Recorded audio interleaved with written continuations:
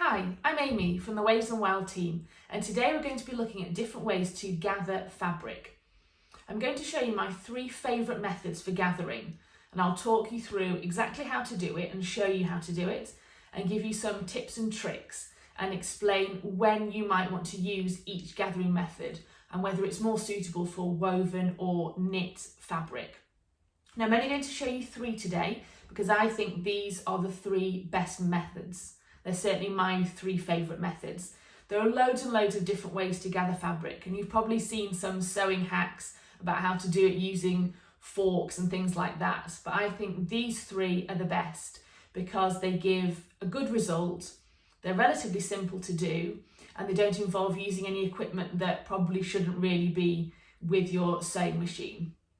But why would you want to be gathering your fabric? There's quite a few of the Waves and Wild patterns that require you to do this at some stage during the construction process. So you might need to gather the fabric of a skirt to make it fit to your waistband, or you might need to gather the fabric of the skirt portion of a dress so that it fits to the bodice but gives a nice floaty full skirt effect. You also might want to add gathers to a sleeve to give it an interesting feature, or you might just be wanting to add ruffles to something and you need to gather your fabric for that too. So let's get on the sewing machine and have a look at these 3 different methods and exactly how they work. Before we get started, I just wanted to let you know what my setup is for gathering fabric, and it's pretty standard setup on the sewing machine, other than starting to change the stitches, which we'll look at in a moment. So I've got a regular needle, whatever I would normally sew with when creating garments with woven fabric. I will switch that to a stretch needle when we start to look at using knit fabric. And I've just got a regular sewing machine foot. I'm using a clear one today just so that you can see a little bit better what I'm doing. But just your regular sewing machine foot will do just fine. There is an argument to say that using a walking foot will help, especially when doing the gathering that involves using elastic. I'll talk about that a little bit later, but I'm going to do it on this same foot all the way through to show that you don't need any extra equipment to be able to gather in these different methods. The first gathering method, and probably the simplest one we're going to look at, is using a long straight stitch on your sewing machine.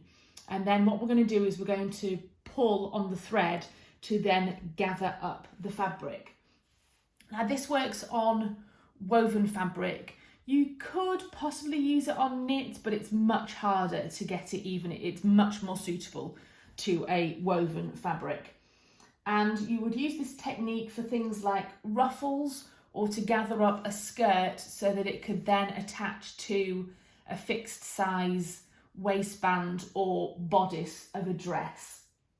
So you might use this in a Waves and Wild pattern like the kinjarling dress. So before we do the gathering on this fabric, I'm just going to show you how I change the setup on my sewing machine to create this sort of gather. Now all sewing machines are of course different, so how you set this up is going to be possibly slightly different on your sewing machine, but I wanted to just show it to you quickly anyway. So I have selected a straight stitch, just your regular stitch that you're going to use for sewing seams and that sort of thing, and what I want to do is I'm going to make that stitch longer. So on my machine, the automatic setting is here, it's just over 2.5. So I want to increase that, and these settings might be different on your machine. Sometimes the numbers can be bigger or smaller, but we want to try and double this length, or as close to double it as you possibly can, and make each individual stitch nice and long, because that's going to also make them a little bit looser and therefore much easier to pull on the thread and gather the fabric. So I'm going to increase my stitch length. I'm going to make it as long as mine will go, which is all the way up at 5. Now if yours can't go quite this long, don't worry about it, just get it as long as you can. This might be a little bit of a trial and error process for you, so definitely play around with it on some scrap fabric to work out what's going to be a good stitch length for gathering, and then perhaps make a note of it somewhere and then you remember it for the future.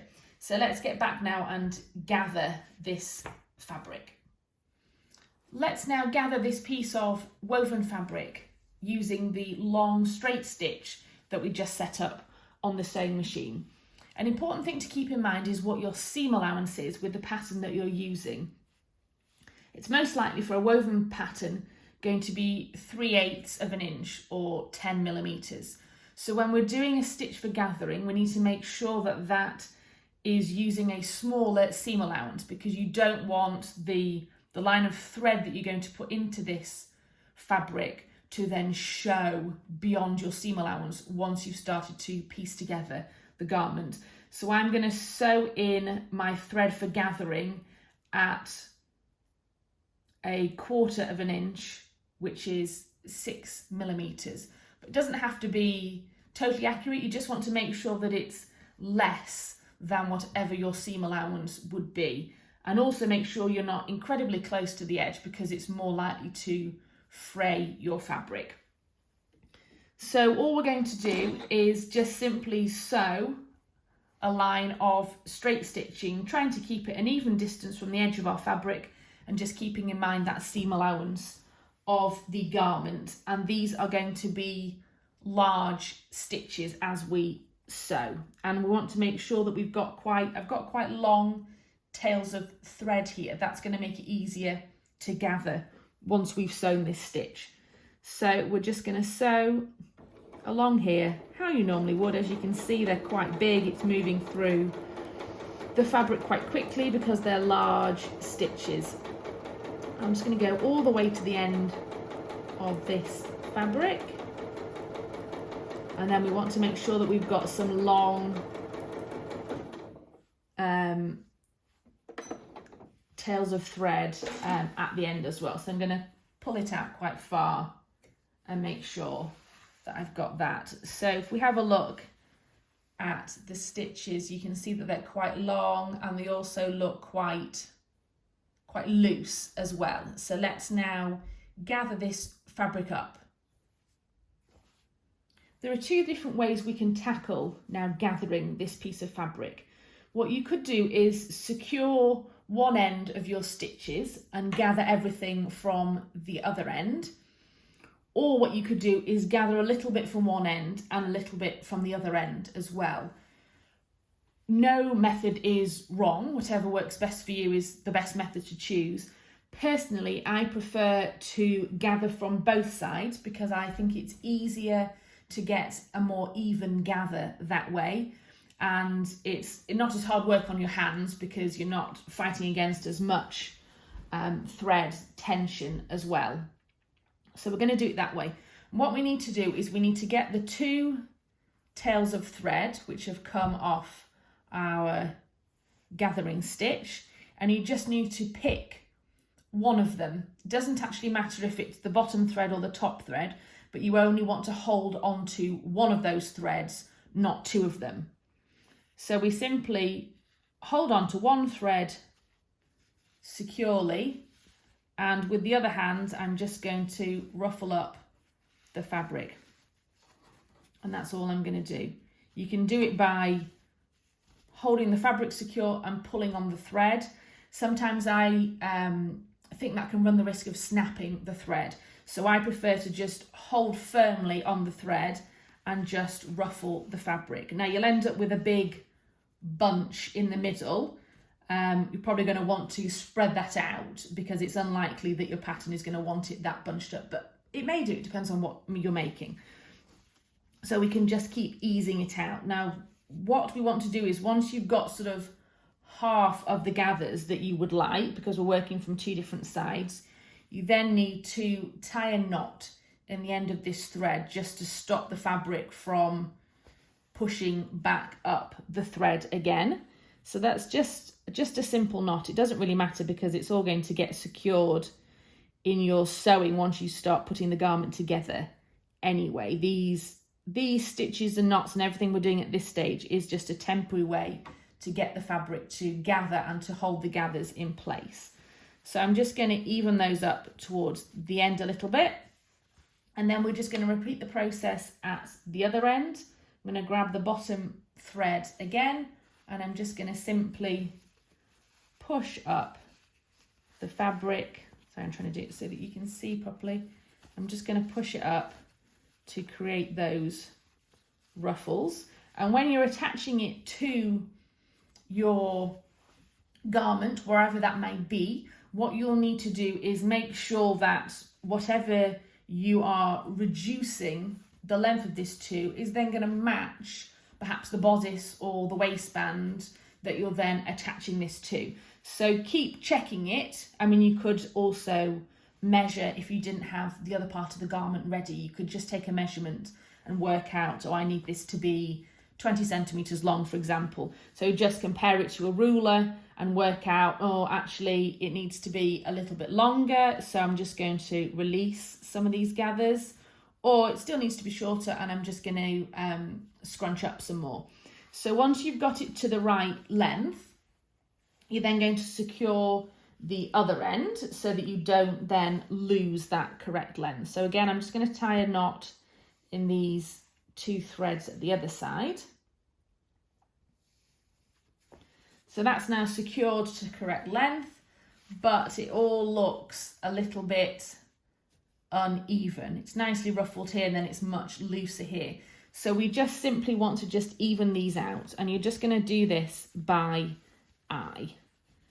And we're going to be quite gentle because we want to make sure that our knot doesn't come undone, which is securing the thread. And we've always got to be careful that we don't want to snap the thread as well, because then you'd have to start the process again.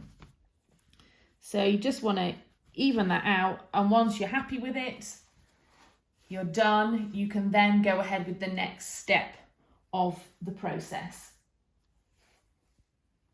One last thing to mention about using a long straight stitch to gather woven fabric is that if you're using a much thicker fabric, like a denim or cord or something like that, you might find it more difficult to do this on the sewing machine.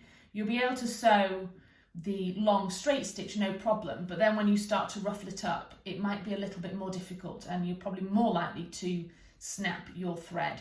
So the solution to that would be to hand sew this very loose straight stitch into the edge of your thicker woven fabric. And that means that you're not going to end up with two lots of thread, because there'll be no top thread and bottom thread like there is on a sewing machine. You will just have one, almost like a hand sewn basting stitch. And you would use it in a similar way to this method, but you would need to secure the stitch by sewing it down at both ends rather than tying a knot, because there's nothing for you to knot one thread to. But that's probably going to make it easier for you to gather thicker fabrics, and you might possibly also want to consider using a thicker thread if you're doing that. The next gathering method we're going to look at involves using some clear elastic. You can use this method for both woven and knit fabric, and I'm going to show you both examples on the sewing machine just to see if there are any differences between the practicalities of actually creating gathers this way. When it comes to using clear elastic with woven fabric, you might use this in a pattern like the Too Wild dress. And some of the benefits of using clear elastic is that it means that your stitches have less chance of breaking when you're creating the gathers. And it also just gives a really secure feel both to the gathered edge and then to the garment as a whole. So it's a really great thing to use when you're gathering at the waist, because you want that to be nice and strong in your completed garment. The first thing we're going to do is we're going to attach the elastic to our fabric and pin it in place before we start to sew. So what I've done is I've found the middle point of my fabric edge, and I've just marked it with a little bit of pen. I'm then going to find the middle point of my elastic, and I'm just going to do that by folding it in half and finding the middle point that way. And then I'm going to pin that middle point to my fabric edge.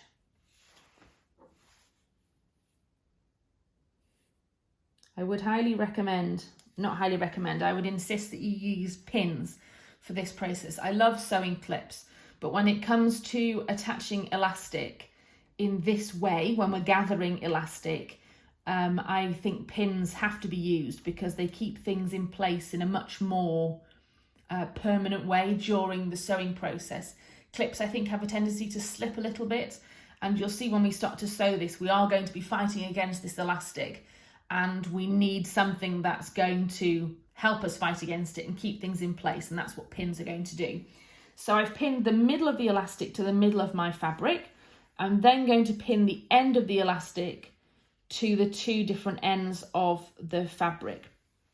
Now, of course, the elastic is shorter than the piece of fabric that we're attaching it to, so it's going to look a little bit strange at this point. It's going to be all rumpled up, but that's okay because that's what we want to do with this fabric anyway. We want to reduce it in size and gather it up so it ends up the same size as our piece of elastic.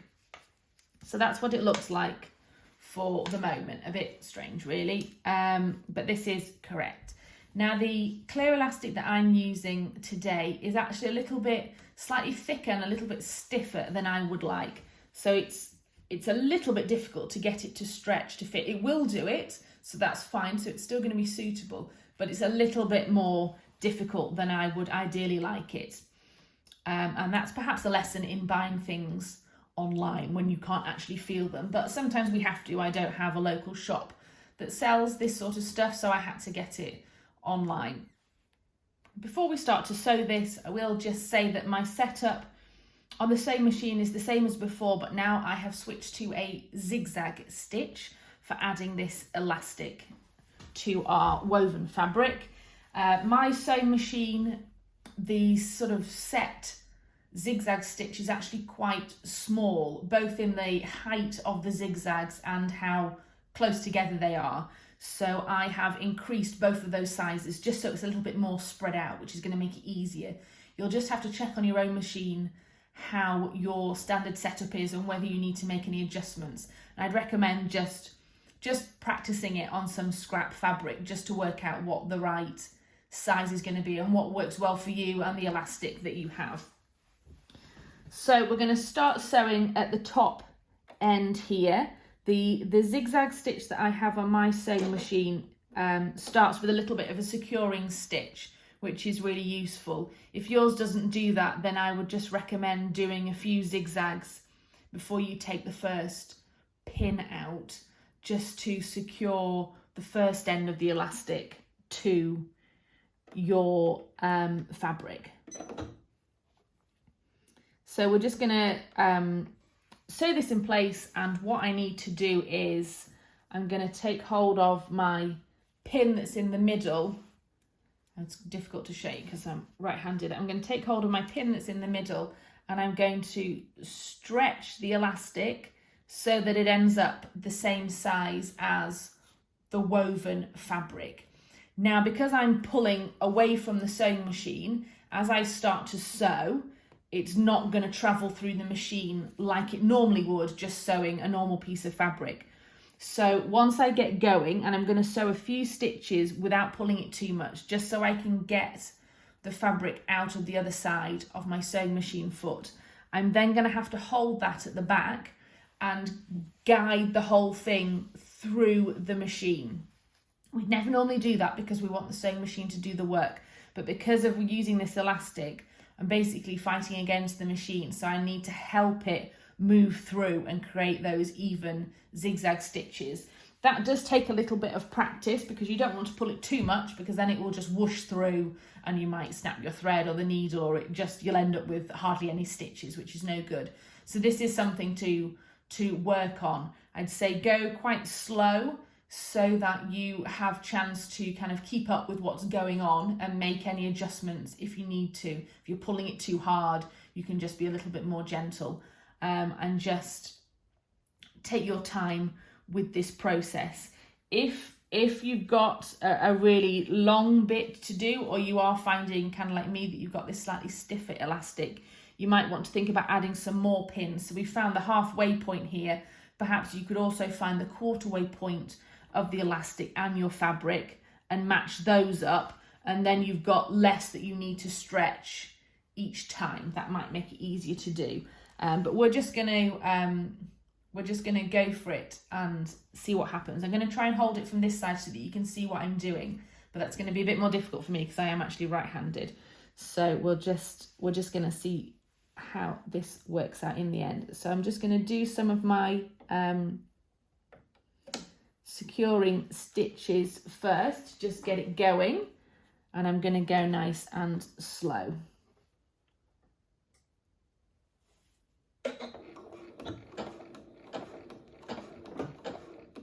Okay, so now I'm going to stretch this.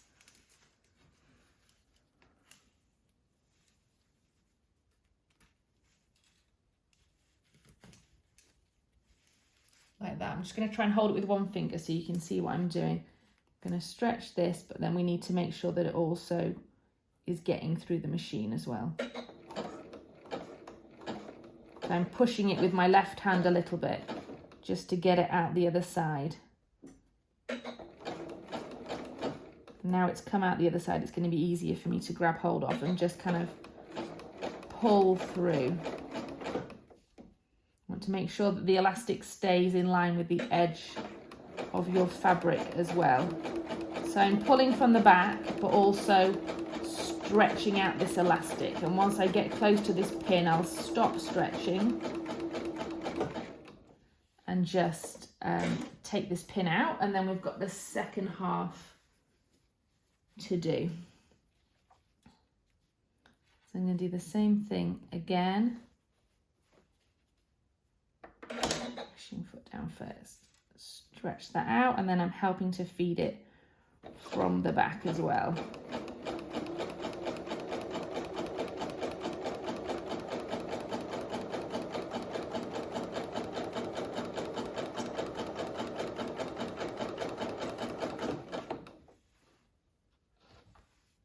Then when you get to the end, I would do a little secure it in some way as well, whether that's with a knotting stitch or just go back and forth a couple of times with your zigzag. Okay, so there we go. So we've sewn the elastic onto the fabric, and you can see how even those gathers are, which is really nice. There you can see how much smaller my zigzag stitch is still compared to the width of the elastic, so perhaps I needed that even bigger, but it's because I've done it quite close to the top, at least it's going to keep it out of the way of the seam allowance, which is really good. And it's just a really nice even gather all the way along, and then we've still got a little bit of stretch because of the elastic, which is great for our clothes as well. Now let's do the same gathering method using our clear elastic, but we're going to do it this time with some stretchy knit fabric. So you would use this perhaps in the Waves and Wild eclipse pattern when you're making the eclipse dress.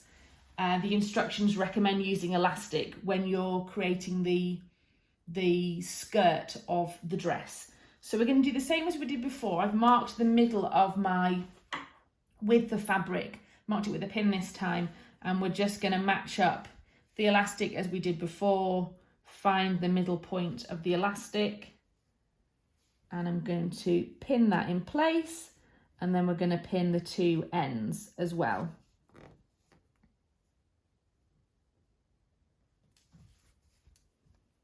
So as before, it's going to look a bit bunched up, but we know that that's correct because the elastic is shorter than the fabric.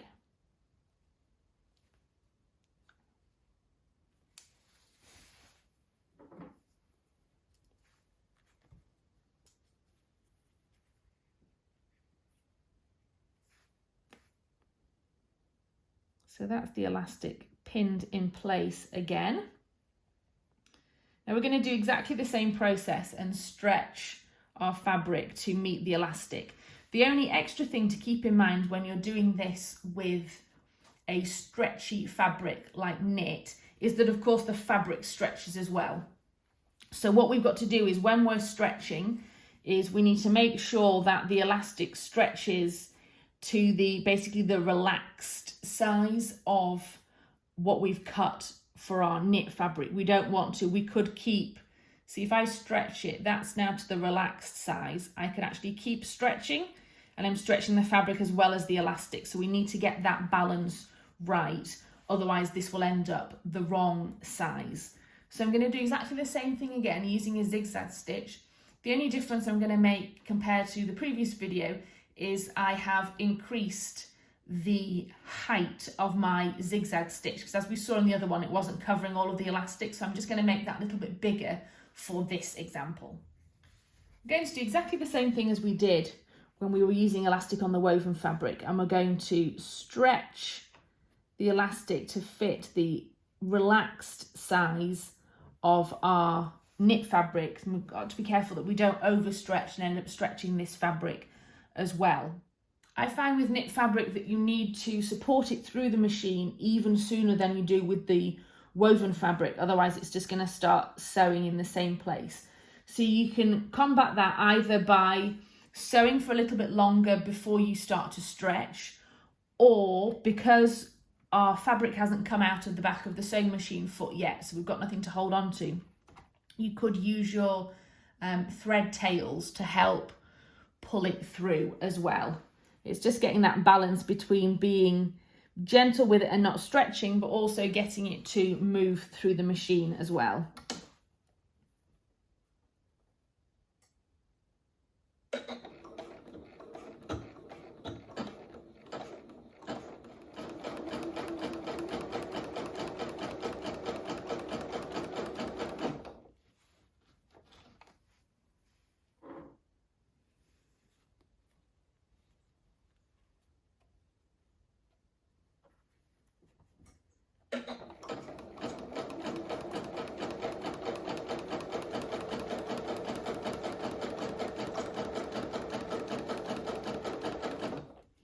And then we need to make sure we just secure it again at the end in whichever way is best for your sewing machine.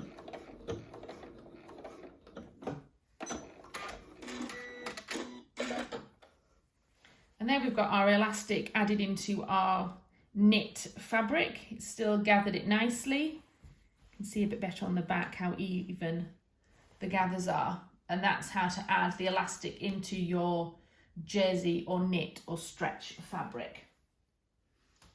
The last gathering method I want to show you involves using your serger or overlocker. Now there are quite a few different ways to gather woven fabric on an overlocker, but these involve either adjusting your stitch length or changing the differential feed, or doing both of those things, and not all overlockers have that function.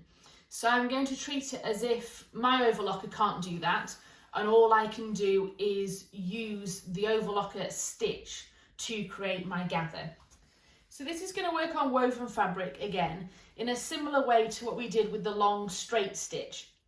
And then we're going to start with a piece of fabric that's bigger than we need, and it's going to be the gathering that reduces it to the correct size. But I just wanted to show you how I've got my overlocker set up, so that you'll then understand what each of the stitches is doing on my woven fabric.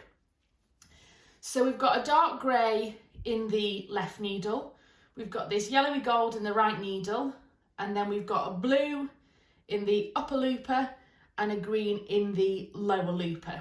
So let's take a look now at the overlocking stitch that I've put onto the fabric and what we're going to do to that to gather it.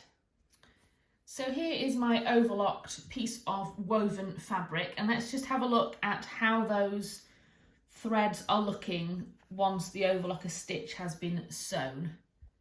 So you can see we've got the darker grey as the left needle, the yellowy gold as the right needle, the blue as the upper looper, and then if I just flip it over, you can see the green as the lower looper. So what we need to do first of all is we need to free up all of the different threads so that you can get at all four nicely separated and not all chained together. So what I'm going to do that is to just gently ease them apart. I'm using the closed tip of some small scissors. I wouldn't recommend using a seam ripper for this process because you're more likely to cut the threads. I'm just going to snip off the ends because it's a little bit knotted up. But then we just need to just sort of ease open these loops so that we can see all four of our coloured threads all separated out. There we go, we've got all four there and you can see all of the different colours. So what I need to do is I need to find that right needle thread, which is the yellowy gold. And it's always going to be one of these straight stitches here, not the loopy ones. And just like we did with the long stitch gathering method on the sewing machine, I'm going to pull on this thread to gather the fabric. But it only works if you pull on that right needle thread. So I've got hold of the gold one there and I'm just going to gather this up like I did before. So it's very similar to the first sewing machine method that we looked at. The good benefit of doing this on the Overlocker or Serger is that of course you've got a nice neat edge here. You do with the long stitch on the sewing machine of course run the risk that this top raw edge of your fabric will start to fray the more you're gathering it and manipulating it. If you're careful it shouldn't be a problem, but this is why this can be a good method for gathering because you don't have that downside of it.